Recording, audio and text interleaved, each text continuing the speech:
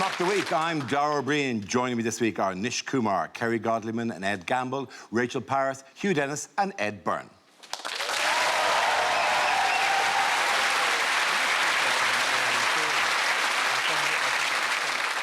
We start with a round called Picture of the Week. I show the panel a topical image and ask them to tell me what is happening. So, what's going on here? Is Jeremy Corbyn just leaning in and saying, muzzle tough? Jeremy Corbyn is saying, let go of my tie. People are looking. I think Jeremy's simply saying there's one episode left. It's about a bodyguard having an affair with the Home Secretary. You've got to binge watch. Is John McDonnell saying cock or ball? That clearly looks like a cardboard cutout of John McDonnell that Corbyn is just there going, John! John! What do you want for lunch? I know that face. That is the face of someone who's left their straighteners on.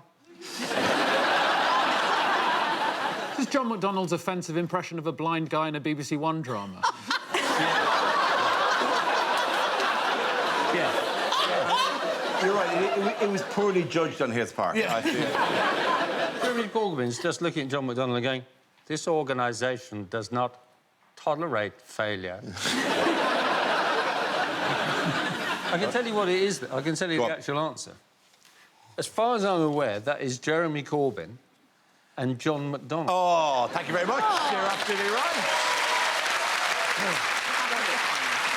Yes, this is Labour leader Jeremy Corbyn, pictured with Shadow Chancellor John McDonnell. This week, rumours emerged that McDonnell's allies have been secretly plotting against Corbyn. McDonnell has dismissed these rumours as laughable. So, did you read about this? They're rumours, Dara. We don't comment on rumours. Well, that's about Donald Trump. I hear he has a penis like a mushroom.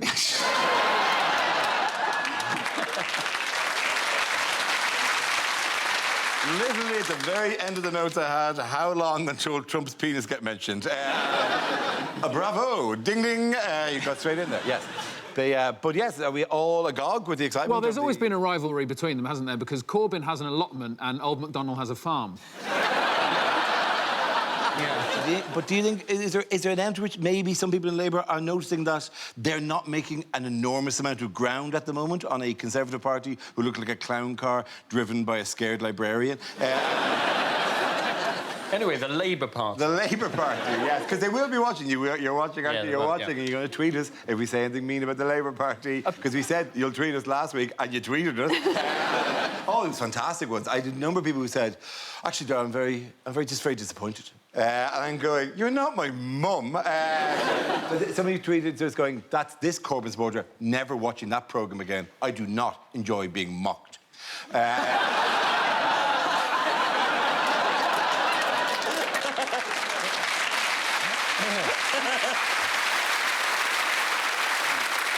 Where has one of Jeremy Corbyn's closest aides been banned from? Spearmint Rhino. Not from Spearmint Rhino. It's Ukraine, isn't it? It is the Ukraine, But yes. what was weird about it was I thought he must have tried to get into Ukraine and then been told he couldn't come in. But no, he's never been to Ukraine. Yep. He has no interest in going to the Ukraine. But he's been banned from the Ukraine. Yes. By the Ukraine. His name is Andrew Murray. He is an advisor to Corbyn, works for a day and a half week for Jeremy Corbyn. And he is Wimbledon champion. He's not that Andy Murray. Because he'd come out and tell us, he'd explain to us.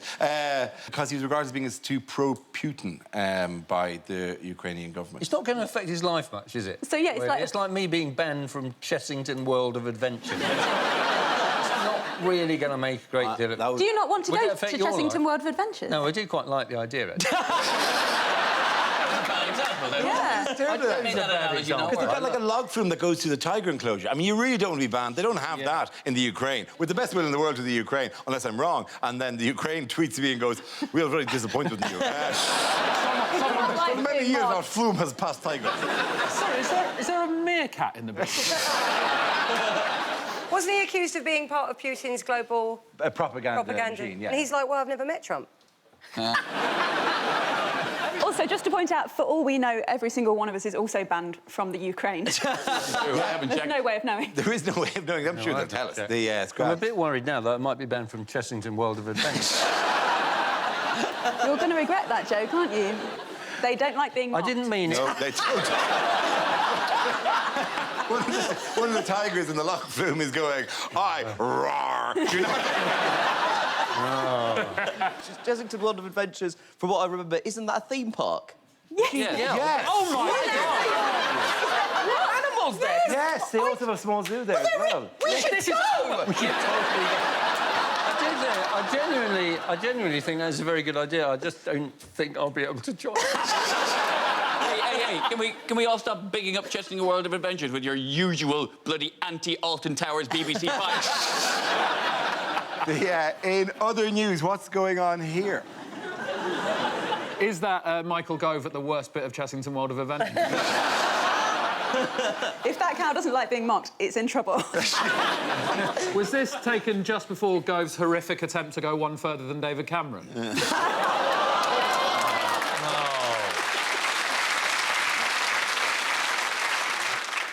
That's what you applaud. Is Gove saying, look, I already said this country has had enough of experts, now someone help me get on this horse?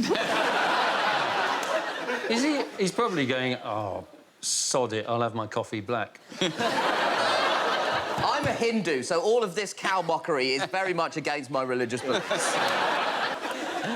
I think Is that Boris Johnson ready for Panto? I think this is actually just very sad. It's just his only friend. What has Gove urged Tories MP to do this week? He's urged people to give the Chequers plan a go for now. And then they'll mop up the mess later. For now. Absolutely, yeah, for now. We're all for now, yeah. He basically said he's gone on TV. And in front of him just gone, look, just sign up to it. Tell you, we can just wriggle out of it later. And he's just said it, like, in front of everybody. And it totally kind of like, you realise the other people are listening. It's never a good way. Like, it's like starting a marriage with, like, wow, we'll stick with this for now. We'll change it. What are you indicating there? This whole look. The spouse. Moving your husband's body parts around. They're all right there for now, but we can just pop them up to your chest. That'll be a lot more helpful. Who has Vince Cable suggested he wants to succeed him as leader of the Liberal Democrats? Oh! Yeah, we've got to. Oh, I'm not hurting them in age. What the fuck How many constellations? It's quite a tie. It's quite the tie. Dara, are you presenting Vince Cable's tie? No, I'm pleased to announce Vince Cable wants me to replace him as leader of the Liberal Democrats. I'm retiring from show business, and in fact, I'm retiring from public life entirely and becoming leader of the Liberal...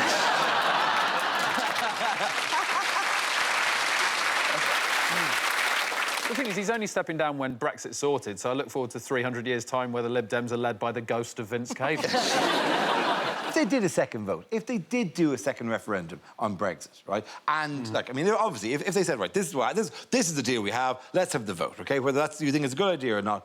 If it did get rejected, right? Say if the morning after and people said, actually, no, we've decided, we've seen the deal, not good enough, we voted to remain, right?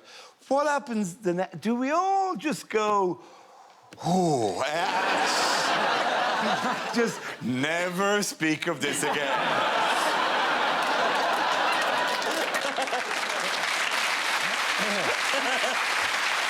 At the end of that round, the points go to Ed, Hugh and Rachel!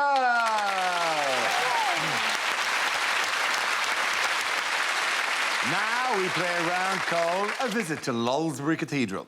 This game involves Ed Byrne and Ed Gamble. So if you could make your way to the performance area, please. This round's a stand-up challenge. I launch the wheel of news, and whoever chooses to stop, one of our performers must step forward and talk about that subject. OK, here we go. Let's spin the wheel. The first subject is courage. Who's coming out? Ed Gamble. There it is, the traditional representation of courage.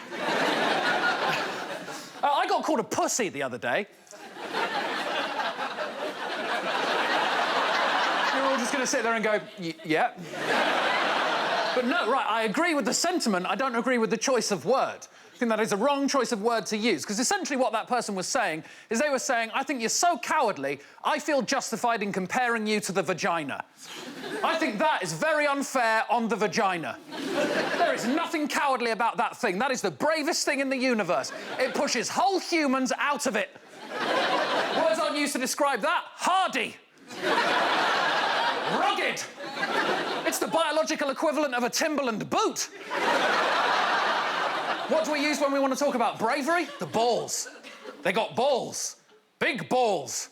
I think that's wrong, because I can only speak for my own balls, but they shy away from any sign of danger. Sometimes it doesn't even have to be a dangerous situation. It can just be a slightly cold bath. You're like, oh, I'm ready for this bath. Here I go down to the water's edge. They're having none of it. They're like, before they even get to the meniscus, absolutely not. Climb back inside him. Go, go, go, go, go. Don't forget the bag. Don't forget the bag. Fold it up. Fold up the bag real tight. My balls are pussies.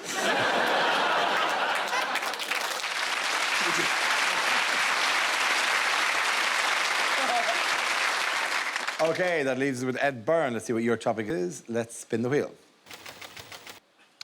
And the topic is parenting.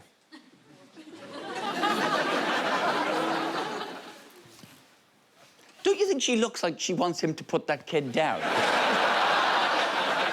Right, yeah, my wife and I have adopted a style of parenting known as spoiling the shit out of the little bastard. We are spoiling our kids rotten. A couple of Christmases ago, right, December 2016, just before Christmas, we took our children to Lapland to visit Santa Claus.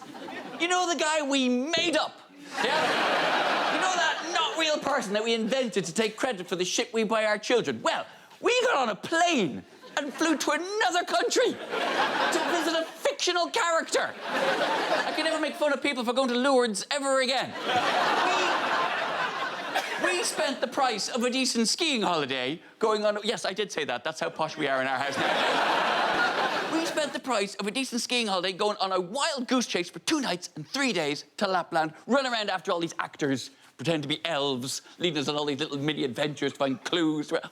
I loved it. I was so caught up in it. By the end of the second day, I'm turning to my wife going, God, I hope we're going to get to meet Santa Claus. It's like, are you an idiot, are you? We're going to meet Santa Claus. That's happening. It's a dead cert. We paid to meet Santa Claus. Woo! And on the second night, Mrs. Claus came to the hotel room and read the kids a bedtime story. Who knew Mrs. Claus was a Scouser? And then, on the third day, on the way to the airport, we found him. We tracked him down. He was at his workshop. Should have looked there in the first place. Could have saved a fortune. He was a really good Santa Claus. He was like, the beard looked real. He was the right level of fat. He didn't stink of fags. It was great, and I wanted to blow their minds. I wanted to be the most amazing moment of their young lives. So as we're leaving, I go, how cool was that? We got to meet Santa Claus. And the two of them look at me and go,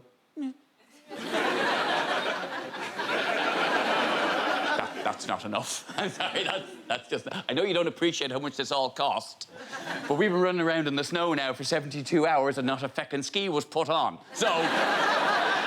I'm going to ask you again, and this time I want to see a bit more wonder in your beautiful little faces. We got to meet Santa Claus, the man himself. How awesome is that? And the two of them are just like, yeah, but we met him last year at Westfield Shopping Centre.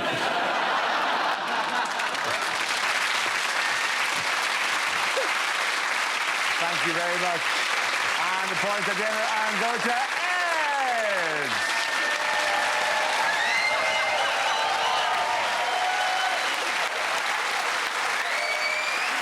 Our next round is called If This Is the Answer, What is the Question? On the board are 6 categories. Rachel, which category would you like? I will take home news, please. OK, cool. Your category is home news. The answer is snow, trains and perfume. What is the question? Is it, what does Vladimir Putin put down his pants to make him feel manly? Is it just some of the reasons that Southern Rail have cancelled trains?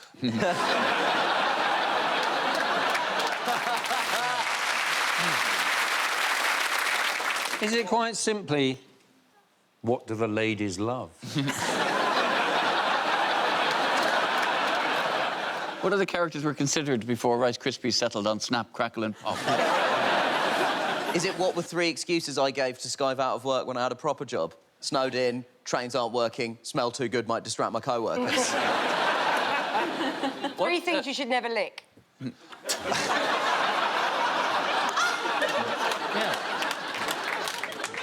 What if we started stockpiling in case of a no deal?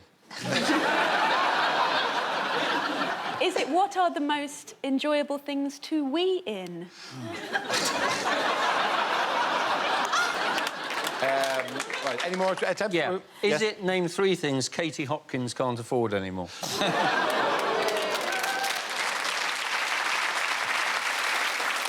What's the technical term for when you come, fart and poop all at the same time?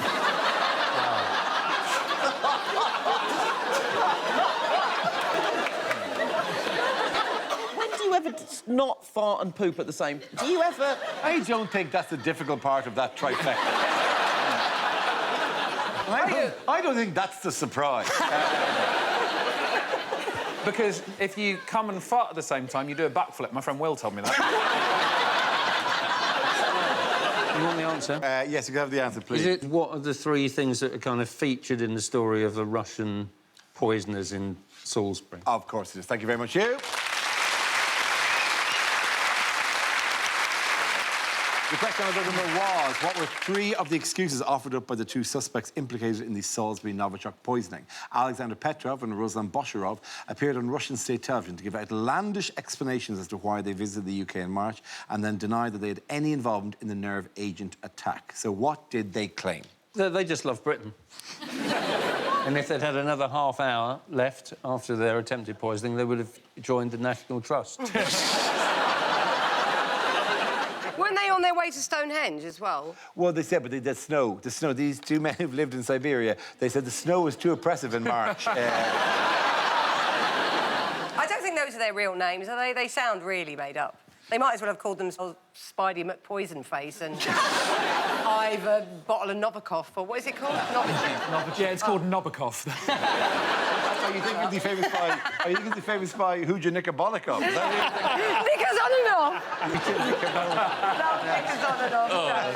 It's taking me back. what was the dinosaur one as well? Oh, do you think he saw us? Yes, they claim they went to Wiltshire to see Stonehenge and Salisbury Cathedral's world-famous 123-metre spire because their friends kept going on at them about it. Yeah. Kept going, you must go to Wiltshire. Is there another meerkat? There's a meerkat. A tiny little friend would go to Wiltshire, but do not drive without insurance. The mistake they made, though, is that they obviously were just rubbish, weren't they? But they didn't realise that we have, like, a functioning border force, police force, security service and NHS. And if they'd just waited till after Brexit... they would have got away with it. My favourite thing about it was the fact that they quoted in the interview they wanted to see the 123-metre tall spire, and it was like they were reading it off the Wikipedia page. Like, it's a bit like if I just went to you, "Hey, Dara, great to hang out with you, Dara O'Brien, born 4th February 1972. You really looked that up for this, didn't you? I did a lot of Wikipediaing. Ed was the finalist in the 2007 Chorlton Student Comedy Awards, and Kerry also appeared in a 2011 Bird's Eye Polar Bear advert for their new Frozen King prawns. Crazy times. Rachel Parris holds a second-class 2-1 Music BA Hons from the University of Oxford. Why didn't you cut my bird's eye out? You know what it says about me? It says, Hugh has been banned from Chessington World. It says that you were... one of your early televisual appearances was on Blind Date, which I didn't know, Ed. Yeah, that's true. Yeah. Yeah. And it also said Hugh... Didn't get picked. Didn't get... Oh, you couldn't let that go, could you? Didn't get picked. That wasn't going unsaid, was it? I have never seen you go more Irish than that. Oh, no, you don't want, oh, no! You don't couldn't let that go, could you now? Would you look at him, look at him! Oh, Tuppence Halfpenny looking down on Tuppence. I'm just saying that, like, you went on Blind Date and failed. And you're doing your old cheeky thing with your long hair and all that, like, and yeah. Yeah, you got a my long hair, baldy. Guys, don't fight. To be fair, this is exactly the sort of journalistic rigour I'd expect from the co-founder and co-editor of UCD's University Observer College newspaper. All right. Still going, mate, Shank. That's my legacy you're talking about there. All right. And now somebody look up Nish now, right? It just says Nish Kumar, and there's a hyperlink to Ramesh Ranganathan.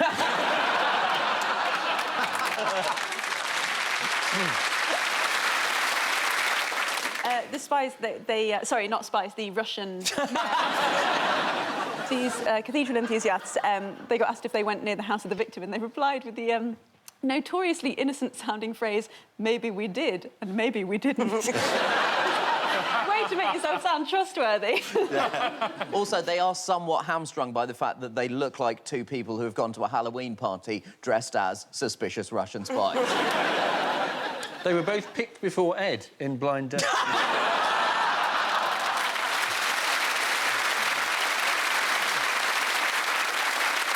OK, in other news, who has been accused of eating too many pizzas and hamburgers this week? It's a load of South Koreans, isn't it? It's a load of South Koreans. Why would they do such a thing? Because they're trying to avoid national service, and they worked out that if you got really large... Didn't they put on, like, 30 kilos? They put on 30 kilograms in 6 months, yeah. Yeah, and then were turned down for national service. Yeah, for being too fat for national service, yeah. Lots of people do. You know, Donald Trump avoided it by saying he got bone spurs on his heel. That's how he... Whereas he should just have told the truth and said he was a maniac who shouldn't be allowed anywhere near a weapon. He has a condition known as mushroom cock. If I heard this correctly, it wasn't a real... It was the mushroom character in Super Mario Kart, It was right? Mr. Toad from... Mr. Toad. Yes, it was, yeah. Right, yeah, that makes sense. So not only is it small and bulbous, it's also got a face. And it drives really well, actually. I don't really want that reminding me. The next time I'm playing Mario Kart with my kids, it's like, no. Just pick somebody else. Just pick somebody else. Why, Daddy? Just pick somebody else! What would be your #1 cartoon comparison for a cock? Mine looks like Kaa from the Jungle Book. Mine is like Wall-E from the film Wall-E. It's always kind of tidying up around the place. Oh, I thought you meant, like, where's Wally? Like, where is it?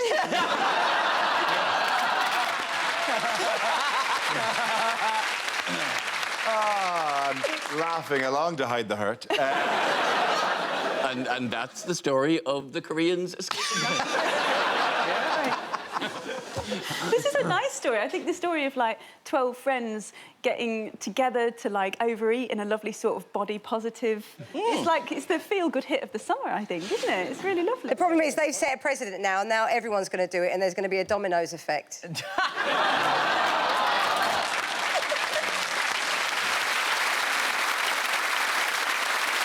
the end of that round, the points go to Ed, Kerry and Nish. Now we come to scenes we'd like to see. So if everyone can make their way over to the performance area, I'll read out this week's topics. And then we'll see what our panellists can come up with. OK, here we go. The first subject is lines you wouldn't hear in a superhero movie. I am Thor, and next year I will be 5.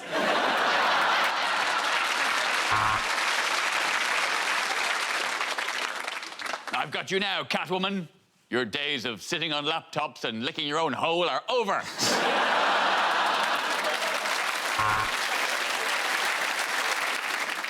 Why am I green? Well, I'm made of kale. I am the inedible Hulk.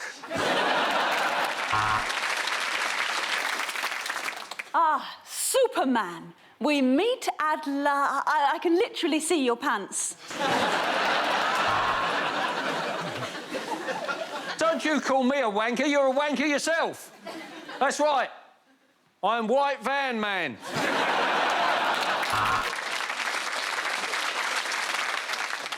I'm Batman. Nice to... I'm Batman. Nice to meet you.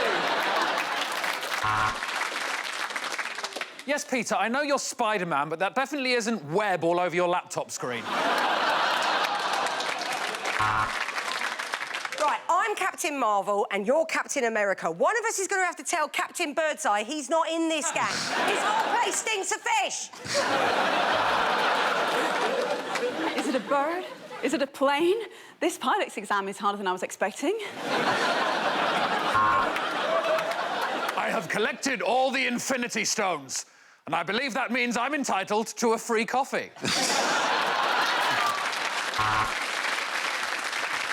It's the Fantastic Four. Oh, no, it was stopped on the boundary, just a single.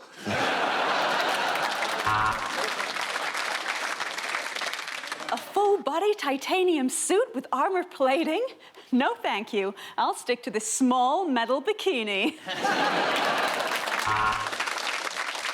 Hi, Spider-Man, yeah. No, I've got an STI. So when you say you were swinging around New York, what exactly did you mean?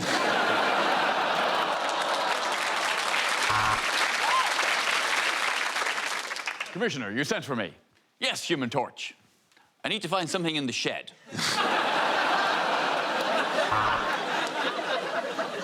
I prescribe 50 milligrams of cheese and 60 cc's of cat hair. Benedict Cumberbatch is Doctor Strange.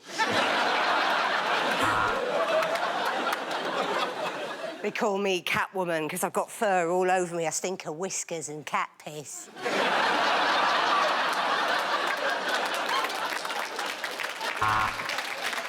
Batman, come quickly. A Thai football team is stuck in the Batcave.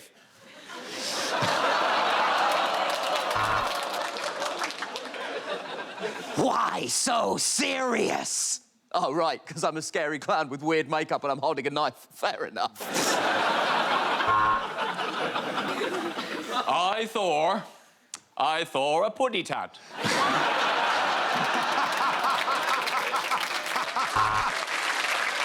The next topic is unlikely agony aunt letters. Dear Deirdre, I heard that there is a way to get red wine out of carpets. Please tell me, because I really want some red wine. My boyfriend says I'm obsessed with quizzes. Shall I A, leave him, B, seek help, C, carry on with my obsession? Dear Deirdre, I have an irrational fear of agony ants. Please don't respond.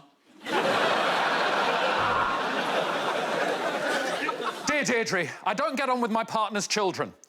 They're my children as well, but I don't admit that because they're absolute dicks. I'm a man in his 50s struggling with his work-life balance. Should I... Sorry, gotta go. Help! I'm in love with my wife's mother's daughter. Oh, no, wait, that's my wife. It's OK, fine.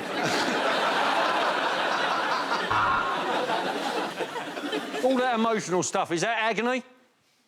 Once caught my bollocks in a lift door.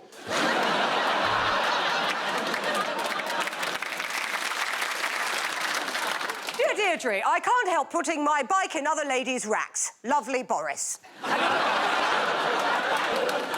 Dear Deirdre, last week I had a car accident and now my girlfriend isn't speaking to me and she cries all the time and I feel really cold. Oh, shit, I'm a ghost! Dear Deirdre, I'm embarrassed by the amount of noise my wife makes during lovemaking. To be fair, she doesn't know I'm still in the house.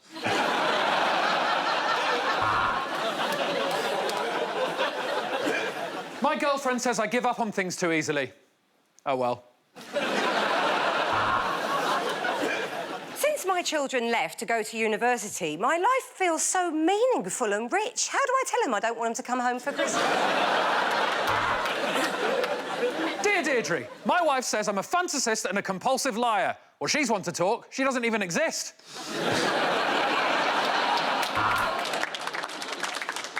I'm a man trapped inside the body of a woman. It happened last night. Neither of us dare call an ambulance.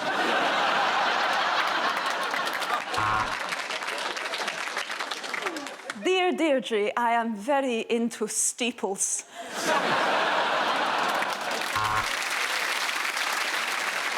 Dear Deirdre, my girlfriend reckons I should try and set a world record for masturbation. Do you think I can pull it off?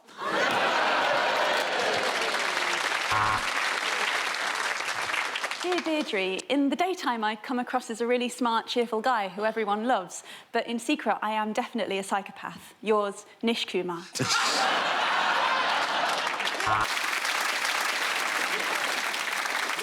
Dear Deirdre, my wife says that I'm a serial philanderer and a sex addict. So I guess my question is, what are you doing tonight?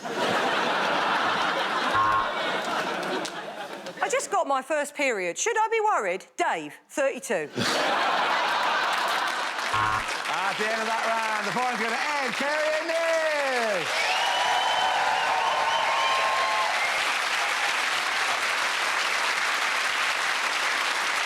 And that's the end of the show. This week's winners are Nish Kumar, Kerry Godliman and Ed Gamble.